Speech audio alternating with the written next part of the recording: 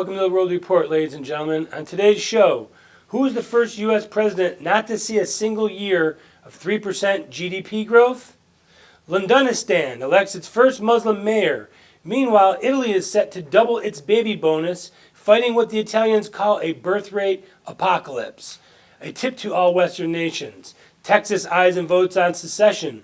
President Obama is fast-tracking Middle Eastern refugees, while a shocking 22% of them in Minnesota test positive for tuberculosis.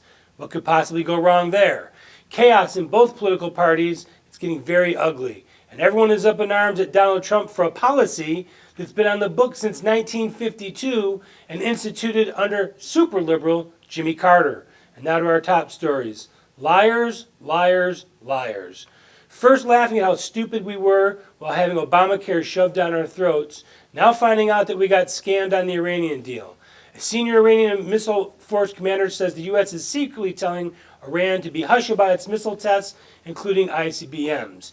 Joining us as we watch our great nation go down the gutter, economics blogger for USA Today Online, World Report senior analyst Maury Beschloss, who can be followed at mbeschloss on Twitter.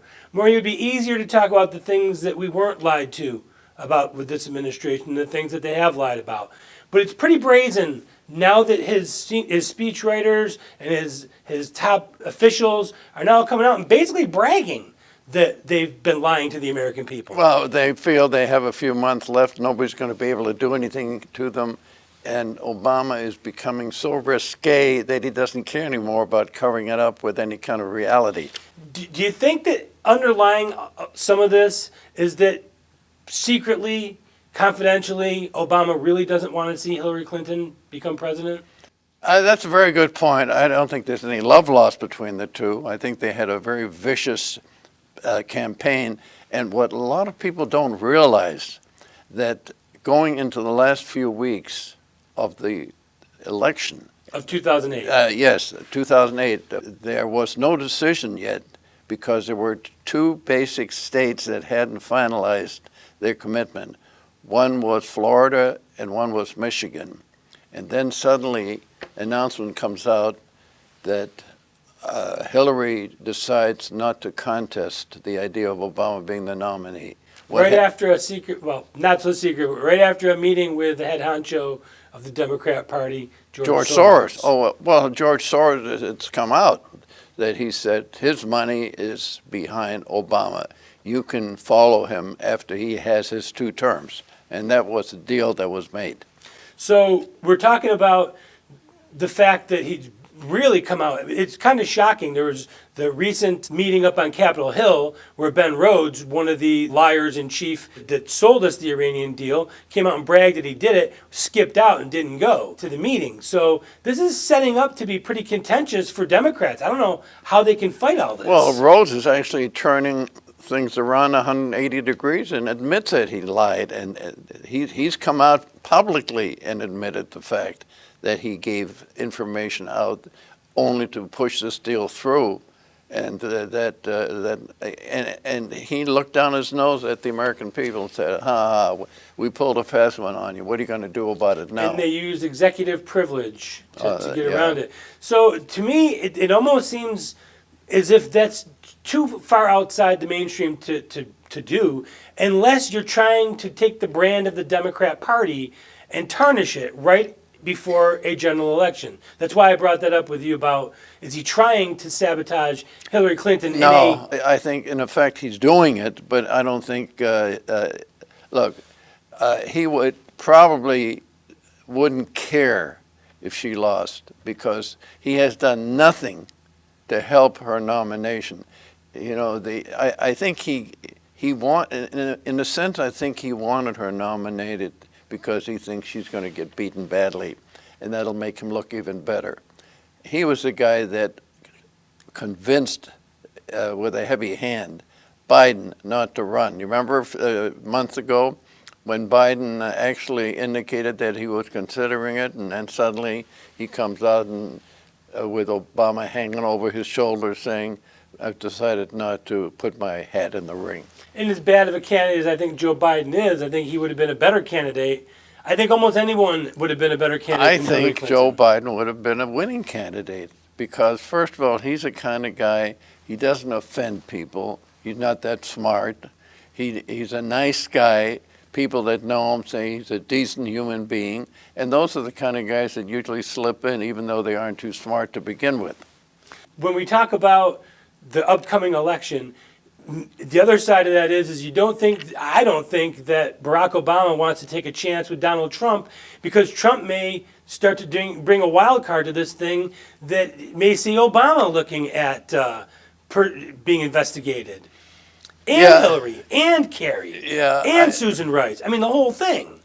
You know, there are a lot of questions that have to be answered, and I can't look inside the mind of Obama, but I think he has fulfilled what he wanted to do, and that is to get in there and stick it to the United States of America and get even with the people that have enslaved his people over all these years. I think that's a driving force. I think he Colonialists. deliberately, the way to really punish the United States is to do what he has done to the United States the last 8 years, and that's bring it down. And now recently we've found out that an Iranian top missile commander has said that secretly the United States, John Kerry, has been telling them to be hush about their missile tests and about their intercontinental ballistic missiles that they've been reaching for, and the nuclear program. Basically trying to keep the wool over the American people's eyes again. The people don't care anymore. No matter what happens, things that used to be treasonous and put somebody in jail for a long time years ago, people don't care anymore. When John Kerry came back from Vietnam and accused the United States of committing mayhem and murder against the Vietnam people, and did it in front of television and radio, the man was treasonous, and he should have been indicted and possibly get a long jail sentence. And at that time, if I recall, he was still in the military. He hadn't gotten out of it. You know, he didn't join the military. He was drafted. So he could have very easily been indicted and convicted of treason. Now he's Secretary of State. And now he's got a place where he can really commit treason big time. Another breaking development over the last couple of days, which is going to be in the forefront of Americans while this show airs, Saudi Arabia and their complicity in 9/11. The Senate just unanimously voted that families of victims of 9/11 could sue Saudi Arabia, and now the White House is threatening to veto. That's going to look like a black eye to the American people as well. Yes, and that veto will probably be overridden because of the strong vote that came in allowing the family to do so. But you know what? Do you really think so? Yes. You've got to have 2/3 of the Senate to override a veto, correct? Yes. So you're talking over 65 senators. I think the GOP only has 55, 54. 54. So you're going to pick up another No, 10 or 12? I think so. It's become it's too close to the election, and it could be used against those people running for re-election on the Democratic side. That's my way of looking at it. But I think the worst part of this whole thing is that it happened in the first place. And we did have it on our last show. We were the only ones, as far as I know, that brought out the fact that there were Saudi Arabs in the Four Seasons Hotel the night before 9/11. And the next day they were all gone. A big plane came in with the approval, by the way, of George W. Bush to land at an airport near Fort Myers. They took them all out of the country the night before 9/11. Now, you tell me if that wasn't an approval by the White House. Now, we talked about how that's going to look on the Democrats. If these pages get released and if we start to uncover more about that, it's going to come back pretty negatively on the Bush-Cheney-Rumsfeld administration as well, no? Yeah, but that's not going to mean anything as far as the election is concerned, because the Bush-Cheney-Jim Baker collaboration is dead set against Trump. They're Trump's enemies. So Trump will just say, well, that's why I'm here now instead of those guys.